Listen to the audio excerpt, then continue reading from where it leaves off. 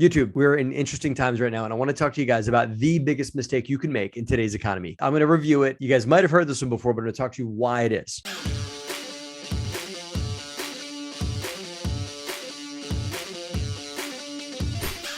Before I get there, my name is Matt. My company's called the DeRosa Group, and we're a company dedicated to transforming lives through real estate. If you want to hear more about us, go to DeRosaGroup.com. You can hear about education offerings we have through Bigger Pockets. Pick up a copy of my book, Raising Private Capital. You can also hear about investment options we may have for passive investors. Enough of that. Here's the mistake.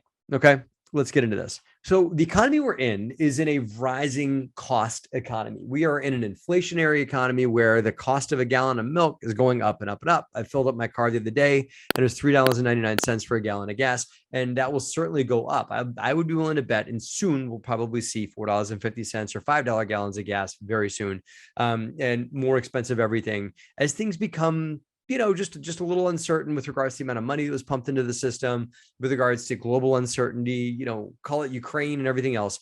There are unstabilization factors in the world right now that are causing costs to rise. So we are in a rising cost environment. Wages and incomes and things like that are slowly coming behind it. And there's also a ton of money pumped into the system. So you're not seeing the rising costs because everybody has a lot of money because it was given to them through, government subsidies, and just there's a lot of cash flowing around. But if you look around, you'll see the cost of a lot of things are going up. Almost everything that we see in a real estate business, an appliance set for one of our rentals used to cost $1,500, and now it costs $2,500 for the same appliance set for a rental grade property. And you guys can probably list a bunch of things that have changed in your world economically. If you want to leave a note below, more than welcome to do that. The worst thing you can do in a rising cost economy where things are doing this, cost of everything's doing this, and wages and incomes are kind of creeping along, but not at the rate that costs are. They'll catch up and it'll level up. But right now, there's a big gap in between the two.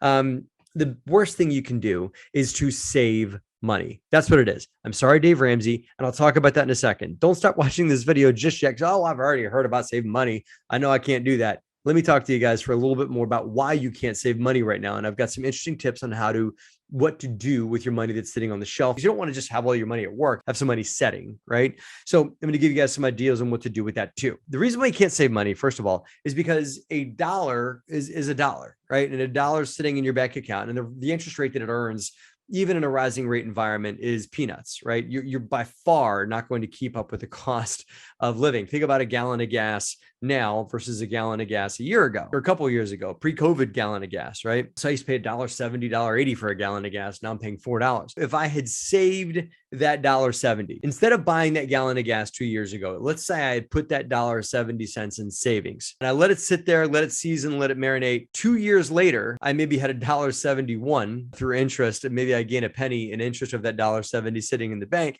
But it now has half the purchasing power in regards to gasoline than it did before. And not to use gasoline as the only commodity we want to compare this to, but if you look at compared to just about anything, that dollar or $1.70, or in this case, is going to go less far now than it would 2 years ago, right? So that's going to continue to be the case, especially in an environment where we're just starting to catch up with the money that got pumped into the system and all those things, including global instabilities and things like that. So if you believe that the cost of things are going to go up, and a lot of the talking heads say that they are, and a lot of the indicators say that they are, so we should probably believe them, then saving money and putting it in a non or a low interest bearing anything is the wrong thing to do. What can you do? You need to attach to something that's going to trail up with the market. What's going to trail up with the market is not savings, it is assets. And Robert Kiyosaki, Rich Dad, Poor Dad, if you guys haven't read that, buying assets are the way to wealth. And that's pretty much what the book says. I'm summarizing it for you right there. Buy assets. So how can we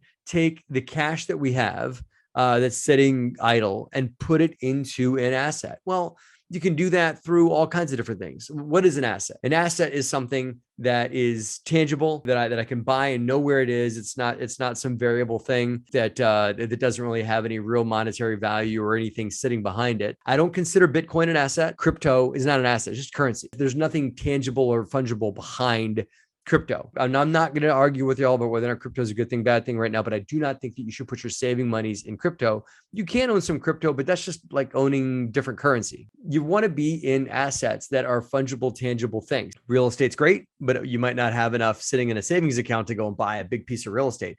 Real estate's great. Stocks are great.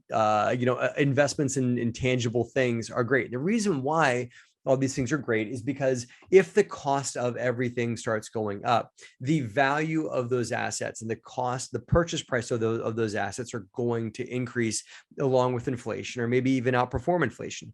They're going to make things that get sold in the market, and those things that they're selling are going to have a price. Real estate has rent. Companies like Microsoft have a product that they sell.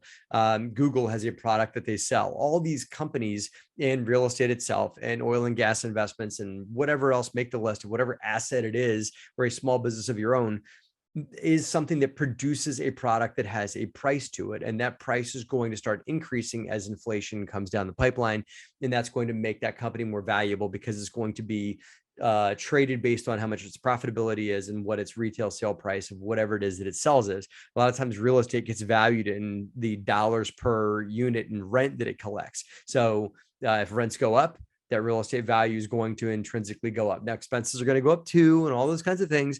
But indirectly, the value of assets are going to go up in an inflationary environment. So it is imperative for you guys to put money into assets. Do not put it in savings, put it into assets in an inflationary environment. You can buy micro shares of assets through online stock portals like Robinhood if you want to set that up or something like that. Maybe you want to have a little bit of liquid cash in case of emergency, break glass, but there's even very liquid stock investments you can make. And there are things that return 1, 2, 3, 4, or even 8%. You can buy indicators like the S&P 500 that can get liquidated. You can buy through these online portals that you can put some cash into. Maybe keep a little bit, maybe 1 month's worth of your savings in a savings account, but no more than that, because again, that dollar you have in your savings accounts can be worth a lot less even 6 months from now. So that is my advice, guys. And we have done very well providing asset investments for people. I'm a big asset investor myself, mostly real estate, but other stuff too, and everything. And I think that it's so imperative for me to get that message to you guys in today's environment. Get yourself into assets. I'm curious to hear what assets you guys want to mention that you like to put cash into, things you like to plug, we want to plug something, whatever, put it in the comment section down below. And we can all look out for each other. Right? This is all about to look out for each other for investments we can get ourselves into, for places to park cash, so that the cash can continue to grow along with inflation instead of just sitting there stagnant and cutting your buying power in half again and again and again. That's what I got for you guys. Again, check us out, DeRosaGroup.com. And thank you guys for watching. Please smash the subscribe button and like this video if you like what we have to say. Thanks for watching, guys, and have a great profitable week.